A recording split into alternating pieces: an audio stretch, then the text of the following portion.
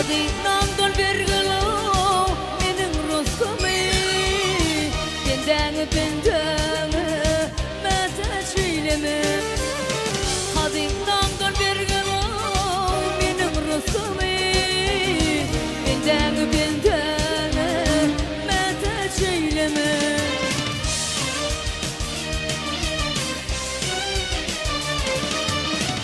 adaştırma doğru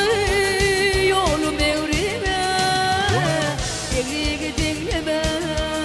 Kirdir doğruyma Şimali nesip etme doğruyma Halalı haramı mete çeyleme Şimali nesip etme doğruyma Halalı haramı mete çeyleme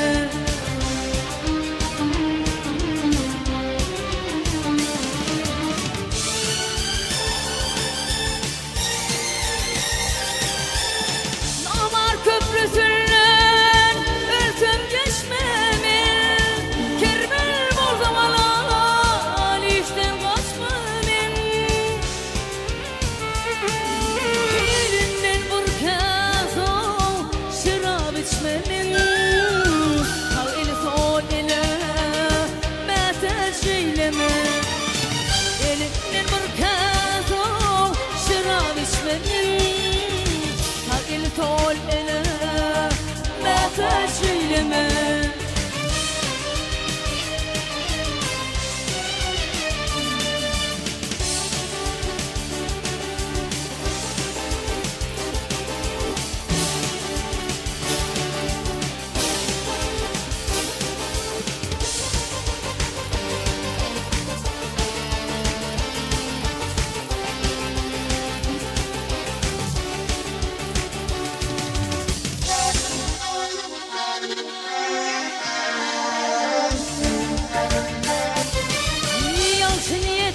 Yaşınıyız senden o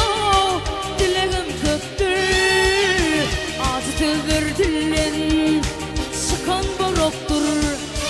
Hey doğan doğana bahası yoktur Avani ilige mete çeyleme Doğanın doğana bahası yoktur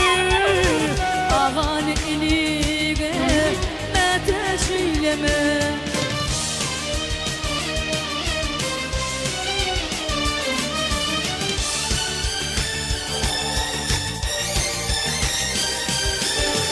Utam gülü dile barını Dile borsun dile yüzüm anımı Yama dile iki gözünün nurunu Sağ eli solunu mete çeyleme Ama dile iki gözünün nurunu